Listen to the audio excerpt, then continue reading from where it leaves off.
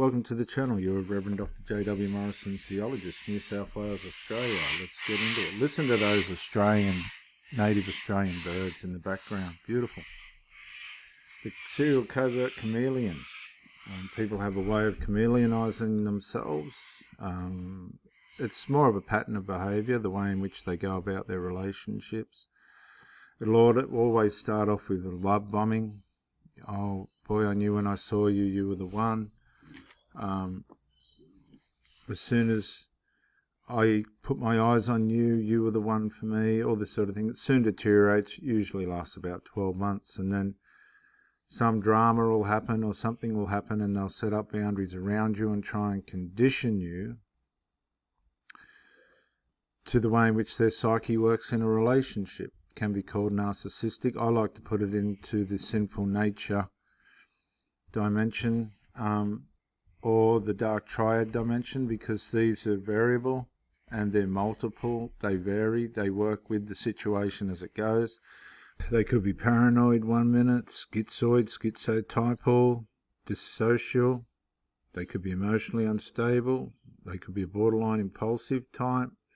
They could be histrionic, narcissistic, anakinastic, anxious, avoidant, and dependent. There's all these things that can be coming at you. Okay? If we look at this situation here in the Bible, just remember too, these poor buggers, they're insecure. They've probably been rejected before you come along. They haven't been able to work out what's sabotaging their relationships. They're usually dependent on substances. It can be nicotine, like the lady in this picture. Can be alcohol, medications, weed. Sometimes when they're real manic, they'll go to cocaine. And these are all ways in which they're trying to get the dopamine hit, because of their nervous system and the way in which they live, and they're trying to juggle so many things, right? It's a complete juggling act, psychological juggling act for themselves. They've got to make sure they've got the money coming in. They haven't set themselves up financially. They live week by week. They've usually got leeches that they support as a means of identity and being wanted. They enable people to be weak so that they can look like they're, as it were, a hero or heroine in their life, so that they're going to be depended on. And it all works between dopamine and cortisol,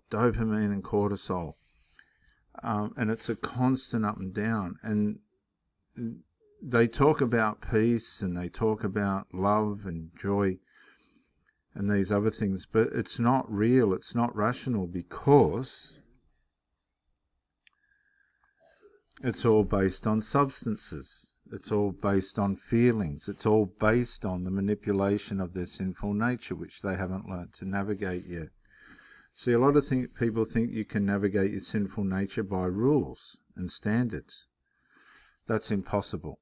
You can't do that with your sinful nature. Your sinful nature's a rebel. And if we think about it for a minute, when Jesus was being crucified, they said, "Who do you want, Jesus or Barabbas?" Right? I think it was Herod. Yeah, I think it was Herod. Or Pilate or Herod. I think it was Pilate said, "Who do you want, Jesus or Barabbas, the murderer?" And of course, the crowd shouted out, "Barabbas." And there's a side in all of us that tends towards the side of Barabbas and not Jesus. And we need to stay close to the Lord to protect us from ourselves. You see, we're not going to be the things that come at us from around us and outside us if we can't start with getting on top of ourselves. As soon as you see somebody with a weakness, like using a substance, even nicotine, Panadol, whatever, and there's really no need for it, it's just a habit, then you're really dealing with someone that's got some serial issues. I'm sorry, it's just how it is. I know it sounds terrible and I know it sounds bad. And that doesn't mean they're bad people or nasty people. It just means that there's a lot going on and a lot that needs to be dealt with, and don't think you can help that person. You can't. I've spent decades with people like this trying to help them and be their partner and all this and that. And it doesn't matter how good you are or how hard you try, you're not going to be able to. A lot of these people are like, they come in like a flood, and as the flood subsides, so do they subside back to what they usually are by nature, and all their destructive habits and things come out. They're not meaning to be bad or anything. It's just that you've got different values and different standards that surface. And a lot of these people need to be on their own with their habits and their substances. That's where they find their peace. And you'll see that you're just a form of supply. They've found a form of new supply. You won't be the first time this has happened to them. They usually expect for the relationship to last so long and then end. It's quite a sad way of living, you know. Rejection becomes something that they get used to because they know at some point their behaviour is going to betray them, and they just stick with it until the grave. They usually end up on their own, being used here and there or using people here and there. They've usually had the opportunity to have good relationships and haven't been able to, therefore they conclude that they don't deserve it, and they're not capable of it, and they just stay with their habits, and they become opportunists, like an old lion. It's too late. Life's escaped them. They haven't got the strength anymore or the cunning to try and beat the situation. They're just trying to hang on and navigate whatever they can get from the relationships. And the whole event of their life just becomes where they should be on top. They're just not. Psychologically, they're tired. Psychologically, they're worn. People can tend to see through them as they get older. They get tired, they come out and they know that things will probably go bad for them. Usually by the people that they love. They're at their end psychologically. They can't seem to come up with the answers even though they know the solutions. Once when they were young they could conquer. Now that they're old, they're being walked over. Life catches up with them really, really quick. They become not as psychologically as witty. They become more of the victim now than the perpetrator, but they still try and live by these horrible traits, these deceptive traits. They've been deceived most of their life. They've deceived themselves for most of their life. Most of what they do is via their sinful nature, and they mean well, but it just doesn't work.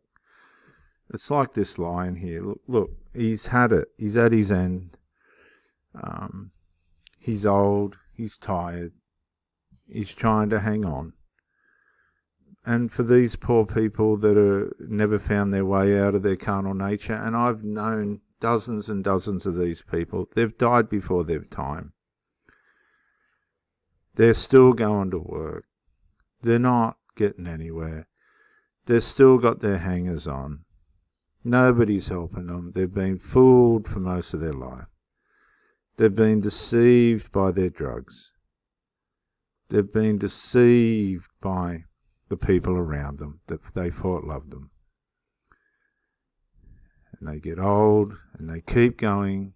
They've had people come along and try and show them a different way. They're tired. They're exhausted. Nobody's there to help them. The ones that come along that tried to help them, they took for granted. They didn't trust. and therefore those people decided that it was easier not to trust them. It gets to the point where you wear out. See that? You just wear out like this old lion at the end of his life. There's no answers left. You wasted your life. You tried all the different chameleon tactics and strategies, and they don't work. They just don't work. You end up covered in straw, the straw and dirt of life. You've been used, abused, had every opportunity to love. No. And people wake up. They wake up to it. They don't want to be abused by the sinful nature of other people. They get tired of the harm and the delusion of it all. And others start to notice, and others start to come in and go, no, you're not going to do that. No, you're not going to hurt us anymore. We don't like how you do things. Once upon a time, you could beat these people. You could eat them. You could use them and abuse them and get sex from them and company and go back to your habits and drugs and then come back again like it was a joke. But no, now you're tired. You're sick. You have no strength left. The things that you used to eat, you don't even have the strength to do that. The Bible says in Proverbs 26:15, the sluggard buries his hand in the dish. He is too lazy to bring it back to his mouth. And that's what happens to these people. They never find their way away from their sinful nature. They chameleonize themselves through life till they get too old. They get used and abused, usually by the people that they allowed to deceive them. Which are these ones? In Proverbs 30:15, the leech has 2 daughters or sons. Give, give, they cry. Give, give, they cry.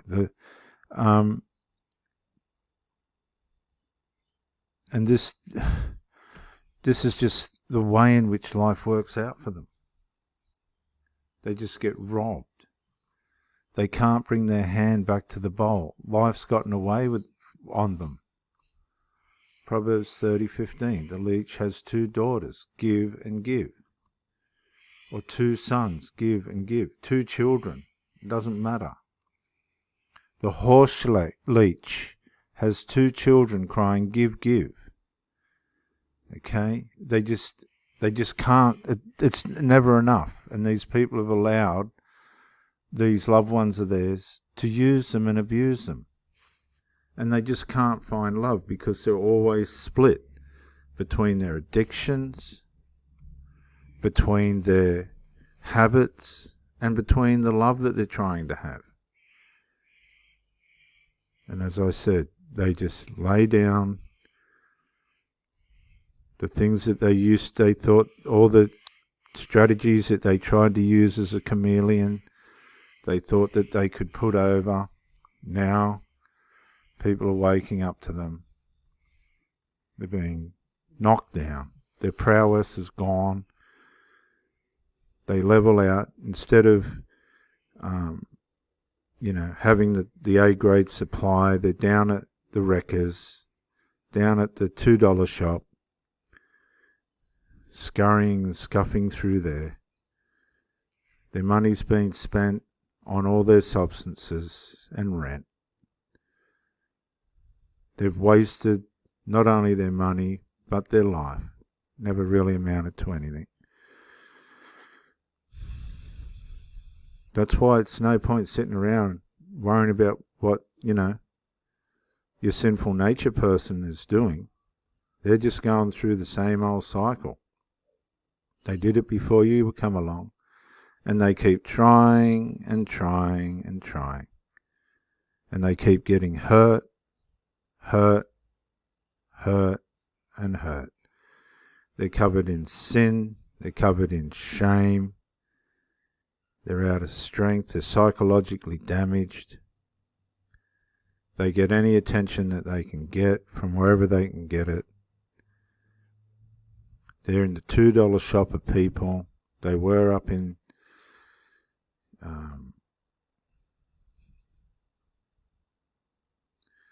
David Jones or Myers or whatever it was. I don't know what you want to call it.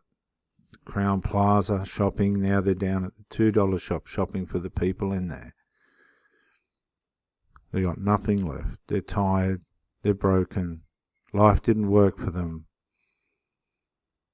There's no one there to help them. They're all on their own. The ones that tried to help them, they pushed away, took for granted. The ones that they helped, the ones that they thought they were getting through life, they were just disenabling. They taught them how to shop at the $2 shop as well. That's just how life's going to work out for you, my little leeches, as the Bible says.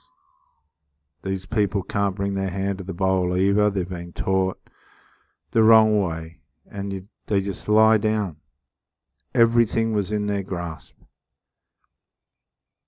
and it's too late. The claw slips off the neck. It's too late. It's just too late. Covered in dust, it's the straw of life. Self-deception. It's too late. It's over. Reverend Dr. J.W. Morrison. Bye for now.